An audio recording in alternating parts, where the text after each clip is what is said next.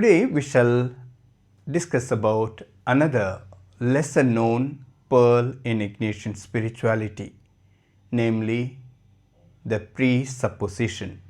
St. Ignatius at the beginning of the spiritual exercises talks about the kind of relationship that should prevail between the director of retreat and the retreatant. He says that the relationship should be based on trust. There should be mutual trust between the director and the retreatant.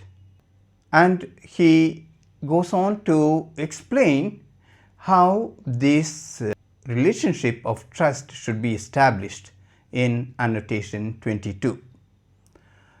Let us listen to what St. Ignatius says about this relationship in the presupposition in annotation 22. St. Ignatius says that both the giver and the maker of the spiritual exercises may be of greater help and benefit to each other. It should be presupposed that every good Christian ought to be more eager to put a good interpretation on a neighbor's statement than to condemn it. Further, if one cannot interpret it favorably, one should ask how the other means it. If that meaning is wrong, one should correct the person with love. And if this is not enough, one should search out every appropriate means through which, by understanding the statement in a good way, it may be saved.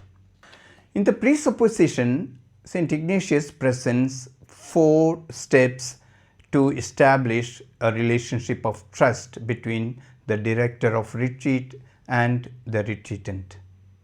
Number 1, each of them should give benefit of doubt to the other. We cannot take it for granted that the other person understands us well, our motives, our intentions. So there should be an atmosphere where each one can enjoy the benefit of doubt. Number 2, when certain things are unclear, the person who feels things are not clear should ask for an explanation, should ask for a clarification, so that the other person may reveal his or her true intention or motive. Number 3, if there is something which is obviously wrong, which is erroneous, then the other person may be corrected with love. And number 4, both of them should try to arrive at things which are mutually agreeable. Thus, St. Ignatius says there shouldn't be any prejudice or bias between the director and the retreatant. It is only when there is mutual trust between them, then the dynamics of the exercises can truly become fruitful, and it could become something spiritually relishable for the retreatant. We shall now look at 3 Jesuit authors who talk about the importance of this presupposition in the spiritual exercises. First, let us look at what Paul Hogan, a Jesuit from Portland, has to say about the presupposition. He says, of the many gifts that St. Ignatius left us, few are as effective at cutting through mistaken judgments about others as his presupposition. This little gem comes at the beginning of the spiritual exercises and is a foundation of Ignatian spirituality. When we encounter someone who sees an issue differently than we do, the human response is to assume the person is foolish, ignorant, or perhaps even just mean. According to Ignatius, when we encounter someone we disagree with, what Christ would have us do is to check our emotions and presuppose good intentions on the part of the other.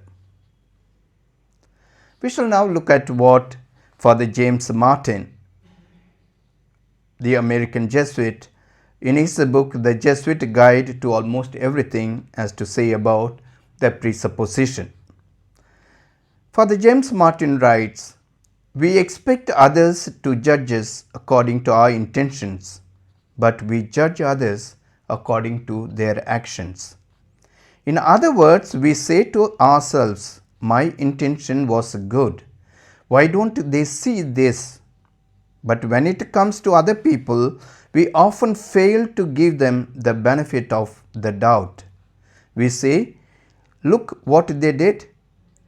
The presupposition steers you away from anger and so provides the other person with the emotional space needed to meet you on more peaceful territory.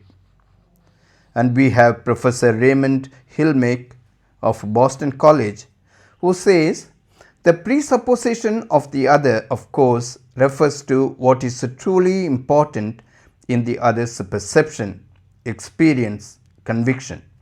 It is not as if there were no truth criterion. If I am to learn, I must approach the other's proposition with openness. Winning an argument will get me nowhere, and I will lose the light that the other's perception could give me. But the other will learn also, coming to an understanding of his own proposition that will enrich it and lead deeper into truth.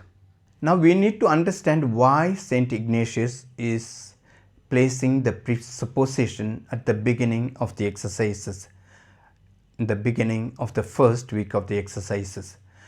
It is because of the prevalent times when everyone looked at the other with suspicion, especially when something new was offered. People always looked at with suspicion, with doubt, questioning in their hearts about the qualifications required, the mental stability of the person who presented such new thinking.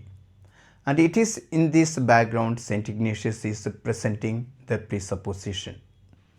Do we not often complain about other people that they misunderstood us, that they misinterpreted our intentions, our motives, and therefore we often tend to find fault with others, not only their action but also their intentions and motives.